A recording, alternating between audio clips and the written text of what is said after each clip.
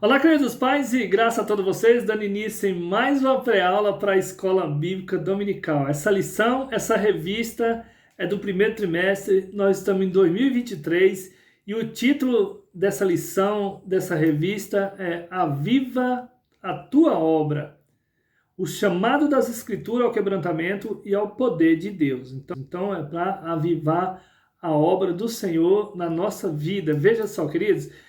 E agora nós alcançamos também a lição de número 2, que vai ser aplicada no dia 8 de janeiro de 2023, domingo agora.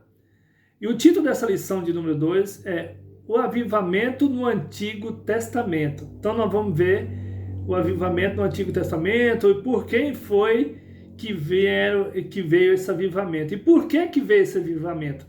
Veja só, o texto dessa lição se encontra aqui no livro de Êxodo, no capítulo 34, versículo 10, está escrito assim: Então disse, eis que faço um concerto, farei diante de todo o teu povo maravilhas que nunca foram feitas em toda a terra, nem entre gente alguma. Aqui, na verdade prática, diz o comentarista, a Bíblia revela que Deus responde ao seu povo com muitos avivamentos, como resposta às orações e súplica. Então Deus vai responder nós quando nós vier suplicar ao Senhor.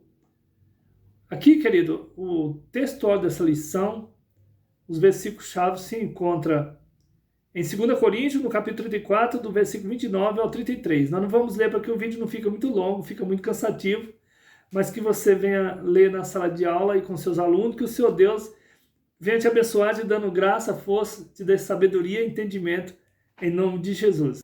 A palavra-chave desse nosso estudo é Antigo Testamento. Então, o avivamento no Antigo Testamento. Desde já, eu quero pedir para você curtir, compartilhar, deixe seu comentário, também se inscreva no nosso canal e não esqueça de clicar no joinha. Amados, nós não fazemos isso aqui por dinheiro. Não, aqui a gente faz para fazer com amor a obra do Senhor. E quando você deixa aqui um versículo, deixa aqui um comentário, outra pessoa que vai entrar aqui no vídeo vai receber do Senhor esse avivamento através de você, que é o vaso. Assim como ele usou Moisés para avivar, assim como ele usou Samuel, Josias, vai usar você também. Ah, mas eu não faço vídeo. Sim, mas você pode ir, deixa aí um comentário, deixa um versículo, compartilha. Aí você está fazendo a obra também. Amém, queridos? Aquilo que você sentir no seu coração. Olha só, aqui na introdução, diz aqui o comentarista, houve momentos em que o povo israelita deixou-se levar por práticas estranhas, que provocaram a ira de Deus e consequente punição da nação. Então o povo, provocaram a ira de Deus. E Deus então respondeu ali com consequente punição. Então veja só, queridos, quando essa situação parecia não ter saída, um homem ou uma mulher de fé levantava-se de maneira humilde e quebrantada, buscando a Deus e confessando os pecados do povo. Veja que essa pessoa, esse homem, essa mulher, esse profeta, ele quebrantava o coração e levantava pedindo oração e pela nação, queridos. Não era só por ela, não é só pela casa dela, não, pela nação. Então, que se a gente levantar, se a nação tá corrupta e levantar uma pessoa buscando ao Senhor e Deus achar, lugar, o Espírito de Deus então faz uma grande obra. Então, o Altíssimo ouvia as orações e enviava do céu um avivamento como chuva seródia. Olha só o que acontecia. Então, sempre que acontecia, Deus levantava, alguém se levantava e clamava ao Senhor e Deus respondia, e livrava e salvava ali a nação. Registro como esse no Antigo Testamento fundamenta o ensino dessa lição. Então vamos ver aqui no primeiro tópico, panorama dos avivamentos no Antigo Testamento. Então, no Antigo Testamento, o primeiro subtópico, o avivamento no tempo de Moisés. Então nós vemos aqui que o povo tinha esquecido de Deus né, que veio lá de Abraão, veio de Noé, veio de Abraão, e chegou aqui, chegou para Isaac, chegou Jacó, José, aí José morre lá no Egito, não deixou sucessor, o povo que estava ali, que foi governado por José, também não sabia mais da história de José, que José foi preso, que José sofreu, mas que Deus honrou e trouxe o avivamento ali para o Egito através dele, de José. Mas José não deixou sucessor e esse povo então agora esqueceram da história de José e acabou-se o avivamento. Então Deus agora levanta outra pessoa com avivamento para o israelita. Quem? Foi Moisés. Veja só, quando José, o filho de Jacó, morreu, o povo israelita sofreu com grande tirania de Faraó, que não conhecia a história de benefícios que os judeus receberam da parte de Deus no governo de José. Então nós já falamos que eles não lembravam mais. Está lá em Êxodo capítulo 1, versículo 8, 9, 13 e 14. E também em Atos 7, 8 e 19. Nesse contexto, Moisés foi divinamente chamado no Monte Horebe e viu a sarça que queimava, mas não se consumia. Então Deus apareceu lá no monte como um fogo, né? Porque aquele fogo ali, mostrando ali como que é Deus. E essa sarça é como se fosse ali Moisés, que também não se consumia. Ao se aproximar daquela imagem, Deus o chamou para libertar o seu povo do Egito. Deus chamou Moisés, dizendo: eu sou o Deus do teu pai, o Deus de Abraão, o Deus de Isaac e de Jacó. Moisés encobriu o seu rosto porque temeu olhar para Deus. Êxodo 3, versículo 6. Diante dessa visão, o Senhor esclareceu que enviaria ao Egito a fim de libertar o seu povo, que o povo lá no Egito tinha esquecido de Deus, né? Da história de José. Então Deus agora fala com ele aqui, que ele se levantou, ele teve coragem de buscar o Senhor, de clamar ao Senhor ali no monte, Moisés. Então o Senhor falou para ele, por intermédio de Moisés, o soberano exerceu juízes, olha só, sobre Faraó. Então por intermédio de Moisés, que foi ali, que clamou, se levantou para buscar o Senhor, Deus, um homem, Moisés, Deus usou Moisés ali e trouxe juízo sobre Faraó, de maneira poderosa, enviando 10 pragas. Então enviou as pragas ali no Egito, através desse profeta, desse homem, fazendo com que o rei deixasse o povo israelita sair daquele país. Então nós vimos aqui esse avivamento, o que aconteceu, como que foi, o porquê e quem foi que ele usou. Então no segundo subtópico, o avivamento no tempo de Samuel. No tempo de Samuel também nós vimos aqui que o povo esqueceram de Deus, o povo ali perdeu a guerra, depois levantou Samuel e orou ao Senhor, e o Senhor atendeu e deu vitória para o povo. E um grande avivamento chegou em Israel, e Samuel julgou Israel todos os dias da sua vida. 1 Samuel 7,15. Então, nós vemos aqui o terceiro subtópico, o avivamento do tempo de Josias. Então, nós sabemos que Josias foi um rei que ele começou com 8 anos de idade. Então, nesse tempo, o povo tinha esquecido de Deus de novo. Depois do reinado de Ezequias, o rei de Judá, Manassés, seu filho, corrompeu-se e caiu na idolatria do culto aos demônios, ergueu altares nos pátios da casa do Senhor e fez passar seus filhos pelo fogo e usou de prática ocultista. Veja só que esse rei, que era filho de Ezequias, o rei Manassés, lá em Judá, ele, né, se corrompeu também e praticou idolatria, ergueu altares lá na casa do Senhor. E então, tudo isso entristecendo o Senhor.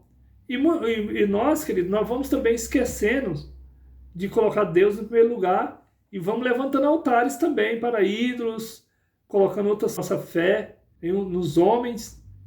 E aí foi o que aconteceu aqui com esse rei Manassés. ele ficou tão idólatra, queridos, que ele, naquele tempo eles pegavam as crianças e oferecia aos deuses.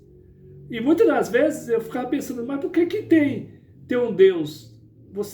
A pessoa tem uma imagem de outro Deus. Sabe por quê que Deus abomina, queridos? É devido a isso aqui. O povo, o rei Manassés, estava sacrificando as crianças. Diz até as histórias que eles colocavam uma pedra e esquentavam até ficar vermelha e colocavam aquela criança ali em cima e eles ficavam ao redor cantando e tocando instrumento bem alto para não escutar o choro das crianças. Então, quando você vê isso aqui, aí você vai crer, fala assim, realmente Deus, por isso é que Deus não aceita a idolatria a outro Deus. Porque as pessoas não têm limite, né, para oferecer sacrifício a esses deuses. E o nosso Deus não precisa desse sacrifício. O sacrifício que Ele quer aqui é que nós adoramos a Ele. Tem coisa melhor do que nós adorar o Senhor? Como punição, Deus enviou os exércitos assírios para o prenderem com cadeias. Então, em punição, veja só que todas as vezes que as pessoas esquecem de Deus, para vir um avivamento depois, Deus, né, tem uma punição primeiro, para ver se as pessoas se arrependem. E, entretanto, Manassés se arrependeu, porque o exército da Síria veio e levou ele preso para a Babilônia, e Deus ouviu a oração e lhe restituiu o reino. Então, depois, lá onde ele estava, quando ele chegou lá na Babilônia, que ele via aquele sacrifício que as pessoas faziam ali, adorando os deuses, porque antes os profetas estavam falando para eles, para os reis, olha, vocês esqueceram de Deus, vocês estão fazendo prática que os nossos pais não faziam, Deus não aceita, e eles obedeceram, então foi levado cativo, e lá se arrependeu. Quando ele viu as pessoas lá praticando, adorando outros deuses lá, eles falaram, não, só o Senhor é Deus. E o Senhor, então, Manassés clamou e o Senhor trouxe ele de novo, ele se arrependeu e Deus perdoou, e perdoou a nação, sarou a nação, né, de novo. E olha só, e Deus ouviu a sua oração e lhe restituiu o reino. 1 Crônica 33, 11, versículo 13. Após a morte de Manassés, o seu filho Amon, veja só, Manassés morreu, tinha sido avivado, tinha sido arrependido. Muitas das vezes nós achamos que os pais eram idólatras, adoravam outros deuses, às vezes os pais faziam as práticas, mas não quer dizer que o filho tem que seguir a mesma. Não, porque quando você se liberta na palavra do Senhor, não tem outro ensinamento, é a palavra do Senhor. Então os pais de Manassés eram idólatras, mas ele se arrependeu. E seu filho Amon reinou em seu lugar. Infelizmente, o filho de Manassés, Amon, esse rei, não seguiu o exemplo do pai e governou de maneira corrupta. Por isso, seus servos o mataram e o povo declarou Josias rei em seu lugar. Então veio agora quem? Josias. Josias tinha o quê? 8 anos de idade. Ele colocou no seu coração. Veja só, os pais de Josias, do rei Josias, eram idólatras, desobedeceram o Senhor. E agora vem Josias e obedece ao Senhor. Coloca a servir o Senhor. Diante desse momento incerto, o rei Josias realizou uma verdadeira reforma espiritual na vida da nação. O que Josias fez? Ele derrubou os altares aos demônios, olha só, que já o outro avô dele tinha feito, o pai dele, destruiu as imagens de escultura e estendeu essas medidas saneadoras a outras cidades. Então isso foi acatado em outra cidade. Chegou lá, o rei Josias mandou tirar as estátuas que tinha dos deuses. Aí veja só, a gente pode falar, eu pensava assim, mas por que vai tirar esses estátuas? Porque, queridos, esse povo, eles adoravam, queimavam os filhos, então teria mesmo que eliminar. A gente não entende muitas das vezes, né, mas tinha que fazer isso.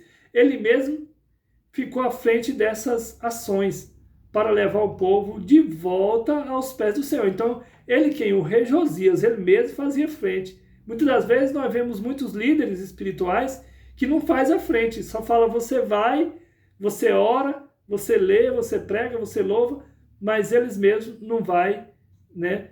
Então, aqui o rei Josias teve esse avivamento, mas ele era da frente. A situação espiritual era tão decadente que até o livro da lei havia se perdido no templo, mas foi achado durante as obras do santuário. A situação espiritual era tão decadente que até o livro da lei, que foi escrito por Moisés, onde o pessoal seguia, eles tinham esquecido. Estava até perdido no meio dos escombros, lá onde os templos tinham sido derrubados. Mas ali tudo foi Deus que escondeu, porque como o povo fazia pouco caso, então Deus deixou de falar. Vê só, queridos, esse povo esqueceram do Senhor, deixaram o livro, não leram mais o livro que Moisés tinha deixado. Agora, o Senhor leva esse povo cativo. Quando eles voltam, no tempo de Josias, eles vieram reformar o templo e encontraram o livro. Por quê?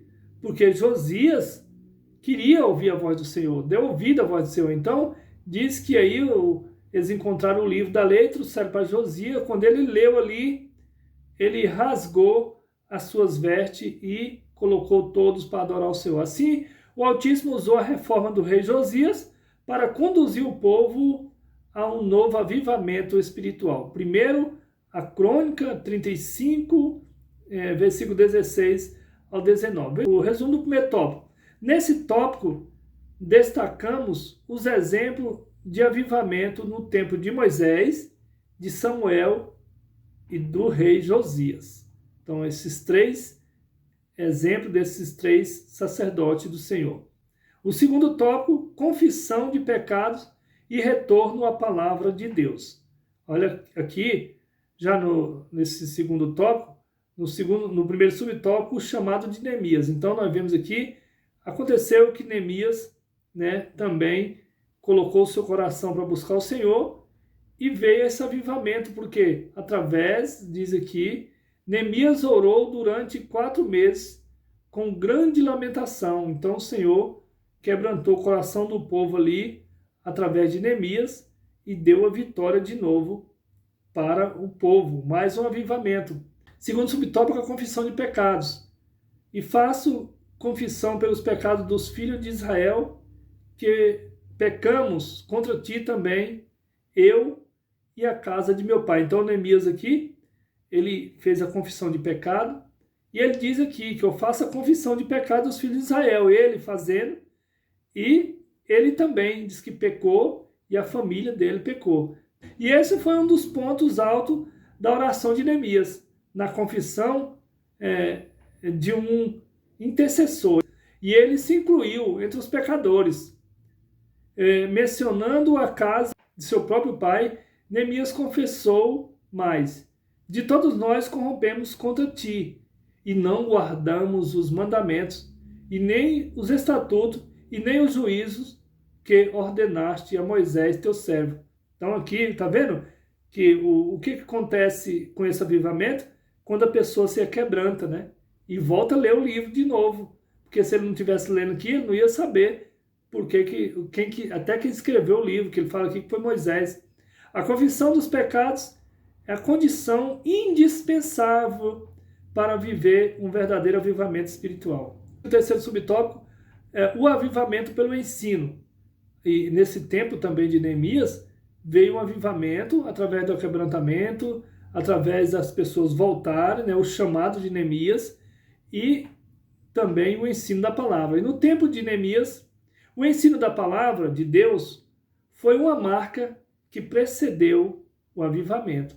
Veja só, então no tempo de Neemias, nós vemos aqui o arrependimento, o chamado e o estudo da palavra. Neemias mandou que fosse lida a palavra de modo didático, olha só, pausadamente, para que o povo entendesse o que Deus requeria de suas vidas naquele momento crucial para a história judaica após anos de cativeiro em terra estrangeira. Então, Neemias, quando eles encontraram o livro da lei aqui, quando ele estava lendo ali, mandou ler ali de forma didática, devagar, para as pessoas entenderem.